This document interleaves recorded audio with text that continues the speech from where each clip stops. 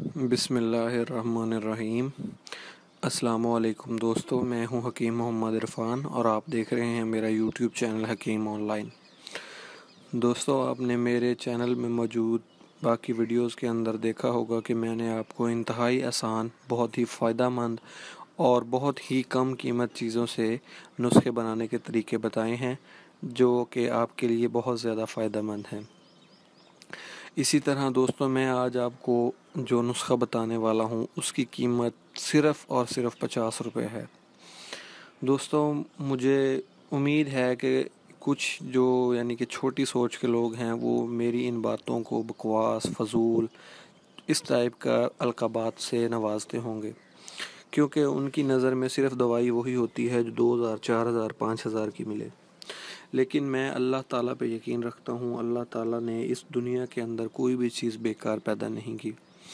इसलिए दोस्तों, मैं आज आपको ये बताना चाहता हूँ कि अल्लाह ताला ने जड़ी बूटियों में वो ताकत, वो शिफा रखी है कि आप एक छोटी सी जड़ी बूटी के अगर फ़ायदे को अच्छे तरीके से जान जाएं तो आप हैरान रह जाएंगे कि अल्लाह ताला ने एक जड़ी बूटी में इतनी फ़ायदेमंद चीज़ें रखी हैं। तो मैं आपको भी आज एक ही बिल्कुल आसान जड़ी बूटी के बारे में बताने लगा हूँ। अगर फ़र्ज़ करें कि आपको लगता भी है कि मेरी बातें झूठ हैं, गलत हैं, मैं ड्रामा कर रहा हूँ, तो देखें दोस्तों, मैं आपसे कोई ये डिमांड तो नहीं कर रहा ना कि आप मुझसे दवाई लें या मुझे हम आपको जी मनी बैक गारंटी के साथ शादी कोर्स देंगे, ये करेंगे, वो करेंगे। No, never. मैं फिर दूसरी बात ये कि मैं आपको ये भी नहीं कह रहा कि आप ये 50,000 का नुस्खा बनाएं, आप ये 40,000 का नुस्खा बनाएं। नहीं, आज मैं जो आपको नुस्खा बताने वाला हूँ उसकी कीमत सिर्फ़ और सिर्फ 30, 40, 50 रुपये है। हज़ार नहीं, सिर्फ रुपये। अगर फ़र्ज़ करें आपको लगता भी है कि मैं झूठ बोल रहा हूँ या फिर ये मेरा झूठ है नुस्खा, तो क्या हर्ज है? 40-50 रुपये आप हज़ारों रुपये बर्बाद कर देते हैं, हज़ारों रुपये खर्च कर देते हैं ईद खुशी पे। वैसे आम ज़िंदगी में हम इंसान हज़ारों खर्चे करता है। क्या आप यानी कि सिर्फ मेरी बात को आजमाने के लिए 50 रुपये का खर्चा नहीं कर सकते? चलो, आपको ये तो तस्दीक हो जाएगी ना कि मेरी बातें झूठ हैं या सच हैं, या कितने फ़ीसद सच हैं, कितने फ़ीसद झूठ है। तो मैं आपको आज के इस नुस्खे के बारे में बताने लगा हूँ, लेकिन उस नुस्खे को बताने से पहले मेरे हमेशा की तरह आपसे आज फिर एक दरख्वास्त है कि बराए मेहरबानी आप हमारे चैनल को सब्सक्राइब कीजिए, हमारी वीडियोस को ज़रूर लाइक करें और हमारी वीडियोस को शेयर करें अपने दोस्तों के साथ। अगर आपको किसी भी किस्म का कोई मसला है, कोई परेशानी है, कोई आप बीमारी का इलाज चाहते हैं या किसी भी किस्म का आप हमारे साथ मशवरा करना चाहते हैं, तो बराए मेहरबानी कमेंट में अपना मसला ज़रूर बयान कीजिए। इंशाल्लाह हम अगले आपके कमेंट के 3 से 4 घंटे, 5 घंटे के अंदर अंदर आपको जवाब ज़रूर देंगे और आपका इंशाल्लाह मसला हल करने की पूरी कोशिश करेंगे। तो दोस्तों, आज के इस नुस्खे की जाने बढ़ते हैं। पहले मैं आपको बता दूं, इस नुस्खे में सिर्फ एक चीज़ इस्तेमाल होगी। इस नुस्खे में जो चीज़ इस्तेमाल होगी उस चीज़ को आम पंजाबी ज़बान में बखड़ा कहते हैं। ठीक है, ये आम तौर पर कपास के खेतों में पाया जाता है। इसके आगे जो ये इसकी छोटी छोटी बेलें सी होती हैं ज़मीन के ऊपर। ठीक है, इसके आगे डोडियाँ लगती हैं और डोडियों के 4 या 5 सिरों के ऊपर कांटे निकले होते हैं। ठीक है, इसे पंजाबी ज़बान में इसे बखड़ा कहते हैं और उर्दू में इसे गोखरू कहते हैं। ठीक है, या और खार खस्क भी कहते हैं इसे। ये किसी भी पंसार स्टोर से आम आसानी से मिल जाएगा। तो अब चलते हैं इसका इस्तेमाल और इसके फ़ायदों की जाने बढ़ते हैं। तो दोस्तों, मैं आपको ये बता दूं कि ये आपने सिर्फ़ और सिर्फ 20 रुपये का ले लेना है किसी भी पंसार स्टोर से। ये 20 रुपये का या 30 रुपये का आप इसे ले लेंगे तो ये बिल्कुल सफ़ेद कलर का होगा, हल्के सफ़ेद कलर का, जिसे हम यानी कि ऑफ वाइट भी कहते हैं। तो ये हल्के सफ़ेद रंग का होगा। ठीक है, इसके बाद आपने इसे ले लेना है। इसके अंदर जो इसकी टहनियाँ होंगी छोटी छोटी, आपने उन्हें निकाल देना है और सिर्फ जो आगे वाली डोडियाँ होंगी ना, जिसके साथ कांटे लगे होंगे, आपने सिर्फ उनको रख लेना है।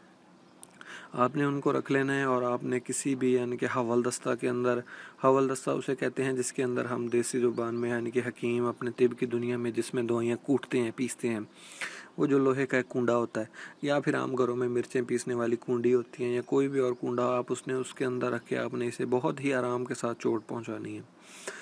पहले आपने इसे बहुत ही आराम के साथ जब चोट पहुंचाएंगे ना, तो इसके आगे जो कांटे होते हैं ना, कांटे, वो कांटे छोटे छोटे, तकरीबन कि मैं आपको क्या बताऊं कि जितनी एक पेन की निब होती है उससे भी छोटे होंगे, या फिर सुई की चोंच उसके बराबर होंगे, छोटे छोटे, वो अलग हो जाएंगे। पीछे जो इनकी गिरी होती है उस बीज की, उस डोडी की, वो अलग हो जाएगी। तो आपने बड़े अच्छे तरीके के साथ उन्हें साफ़ करके कांटे अलग कर लेने हैं और बीज अलग कर लेने हैं। उसके बाद उन कांटों को आपने अलग पीसना है और उन जो बीज होंगे, डोडियाँ होंगी, जो उसका यहाँ समझ लो कि फल होता है, वो अलग पीस लेना है। तो जो कांटे होंगे आपने सिर्फ उनको इतने अच्छे तरीके से पीसना है कि वो बिल्कुल सुरमा बन जाए, सफ़ूफ बन जाए, हिंदी में इसे जिसे चूरन भी कहते हैं, बिल्कुल बारीक कर लेना है। बिल्कुल बारीक कर लेना है। तो आपने उसको अब किसी भी यानी कि एयर टाइट जार में आपने उसे सेव कर लेना है, यानी कि किसी भी ऐसी बोतल में जिसके अंदर हवा ना हो। आपने उसे फ्रिज में बिल्कुल नहीं रखना, धूप में बिल्कुल नहीं रखना, किसी भी सायादार जगह में आप उसे रख सकते हैं।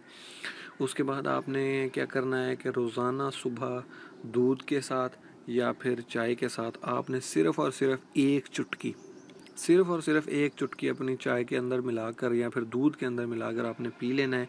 और आपने खाना जो खाना है ना, सुबह का नाश्ता करना है, वो तकरीबन 1 घंटा के बाद करना है। इंशाल्लाह मैं अल्लाह से डर के आपको यकीन दिलाता हूँ कि आप अगर ये नुस्खा 20 दिन 30 दिन इस्तेमाल कर लेंगे ना, तो आपको इतनी असाबी ताकत आपके अंदर आ जाएगी ना इंशाल्लाह कि आप अपने अंदर एक नई नई जान महसूस करेंगे। अब मैं आपको एक छोटी सी मिसाल दे दूं एंड में। मिसाल मैं आपको ये देना चाहता हूँ कि जो जानवर भट्ठों पे नहीं काम करते, ईंटों वाले भट्ठों पे, ठीक है, वहाँ पे जो यानी कि काम करते हैं, जो उन्होंने ऊँट रखे होते हैं उन लोगों ने, और जो ऊँट होते हैं ना, वो उनके ये देख लो कि जब उन गर्मी शुरू होती है ना, तो उनके ऊँटों की हालत ऐसे हो जाती है ना कि वो बिल्कुल हड्डियों का ढांचा बन जाते हैं। लेकिन जब यानी कि कपास अपने अरूज पे पहुंचती है गर्मी ज़्यादा होने की वजह से, और ये कपास के ही फसल के अंदर पैदा होता है बखड़ा, तो ठीक है, वो ऊँटों वाले अपने ऊँटों को ना बखड़ा खिलाते हैं, और 2 या 3 महीने की कपास के एंड की वाली यानी कि दिनों में ऊँट ये बखड़ा खाते हैं, और कसम से उनकी जान ऐसे हो जाती है कि जैसे बिल्कुल दुबले, बिल्कुल यानी कि वो ताकतवर बन जाते हैं, मोटे ताज़े हो जाते हैं। तो मेरा एंड में ये मिसाल देने का यही मकसद था कि इस छोटी सी चीज़ को आप फजूल मत समझें, ठीक है ना। अल्लाह ताला पे यकीन रख के आप इस चीज़ को आजमा के देखें। शफ़ा मेरे अल्लाह ताला ने देनी होती है, ठीक है। हमारे पास अगर कोई नॉलेज है तो हम दूसरों को बताना हमारा फ़र्ज़ बनता है। हो सकता है हमारी बताई हुई चीज़ से किसी अल्लाह के बंदे का भला हो जाए और वो हमें दुआओं में याद रखे। वासलाम।